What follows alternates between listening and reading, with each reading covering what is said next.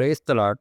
இன்றைக்கான வசனம், தேவ ஆவியை நீங்கள் எதினாலே அறியலாம் என்றால், மாம்சத்தில் வந்த இயேசு கிறிஸ்துவை அறிக்கை பண்ணுகிற எந்த ஆவியும் தேவனால் உண்டாயிருக்கிறது. இந்த வசனம் சொல்லும்போதே தெரியுது, அப்ப வேற ஏதோ ஆவிகள் இருக்கு நம்மை சுற்றி. அதனால இங்க வசனம் அவ்வளோ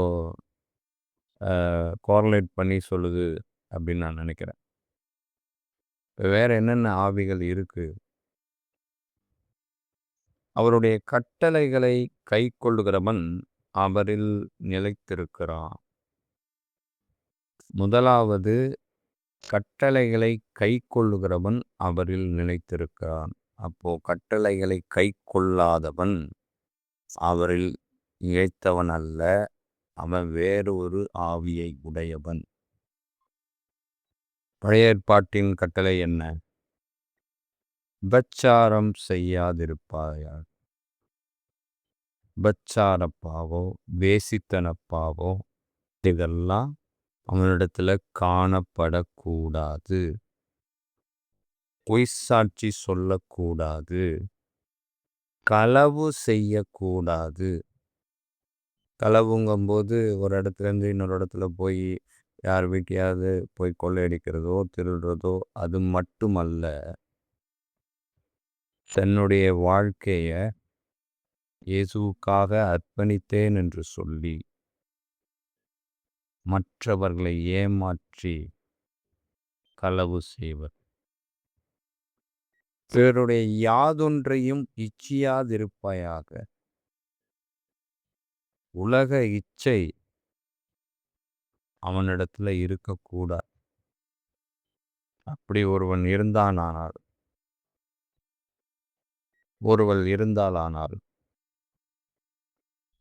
அவர்கள் தேவ ஆவியினால் பிறந்தவர்கள் அல்ல, அவர் வேற ஆவியினால் பிறந்தவர்.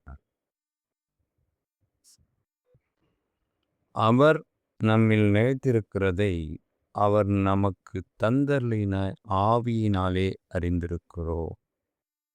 தேவ ஆவியினால் நிறைந்திருக்கிறவர்கள்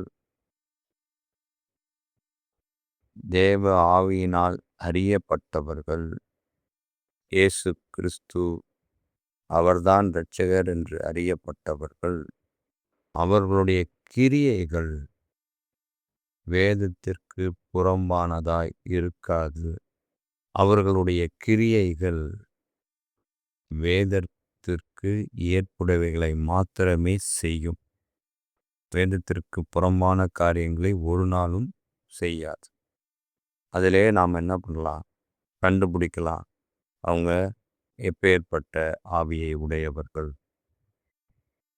நம்மை சுற்றி இருக்கிறவங்களும் சரி, இயேசுவின் பிள்ளைகள் என்று சொல்லுகிறவர்களும் சரி, கிறிஸ்தவர் என்று சொல்லுகிறவர்களும் சரி, யாராயிருந்தாலும் அவர்களிடத்துல நாம பார்க்க வேண்டியது என்னன்னா, அவங்க எந்த ஆவியை பெற்றவர்களாக இருக்கிறார்கள்.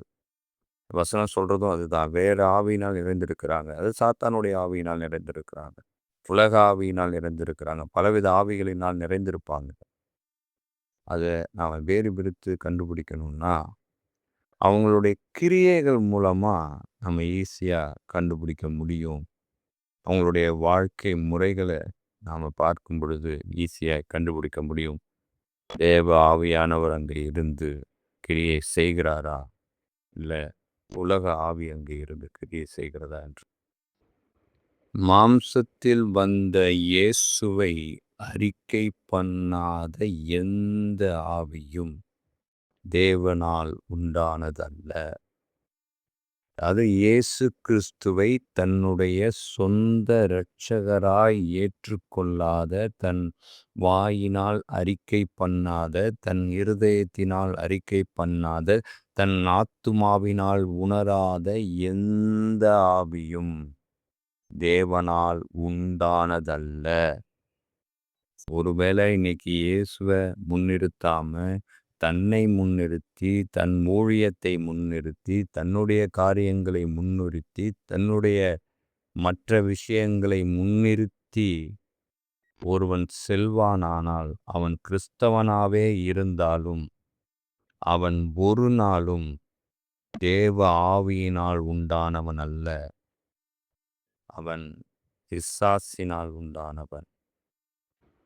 தேவ ஆவியினால் உண்டானவர்கள் உலகத்தை ஜெயித்தவர்கள்.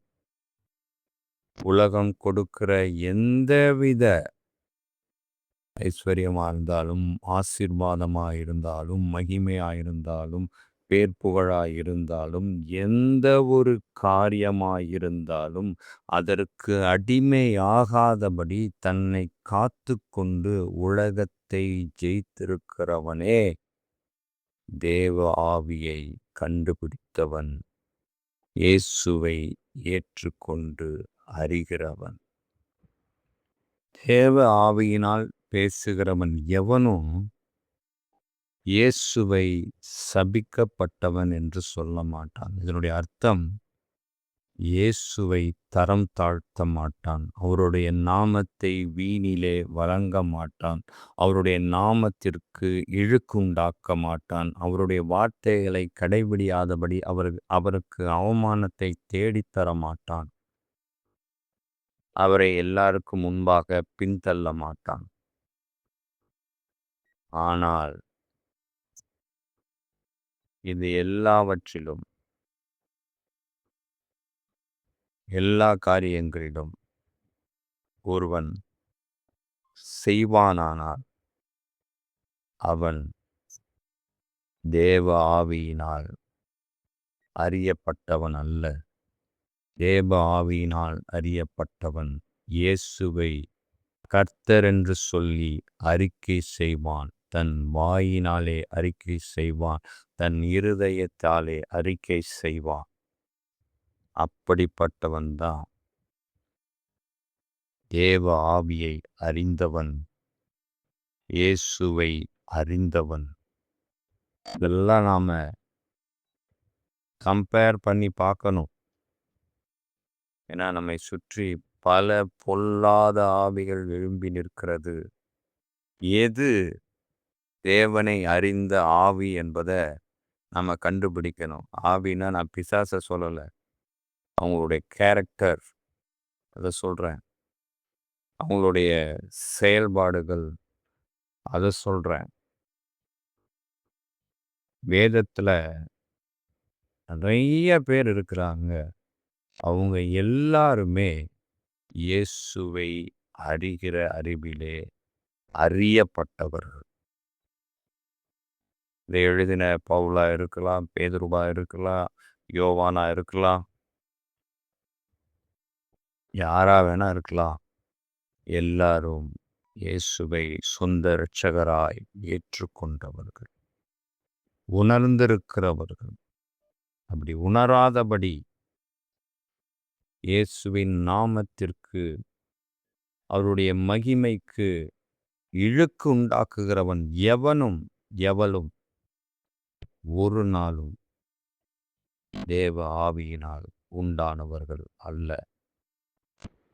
கடைசியாக இயேசுவானவரே கிறிஸ்து, அவரே நம்மை மீட்க வந்தவர், அவரே நம்முடைய இரட்சகர், அவரே நம்முடைய ஆண்டவர், அவரே நம்முடைய தேவன், அவரே நம்முடைய நித்திய பிதா, அவரே நம்முடைய சமாதான பிரபு அப்படிங்கிறத யார் அறிக்கை செய்கிறார்களோ, யார் ஏற்றுக்கொள்கிறார்களோ, யார் உண்மையாய் அதிலே நடக்கிறார்களோ அவர்களே தேவ ஆவியினால் அறியப்பட்டவர்கள்.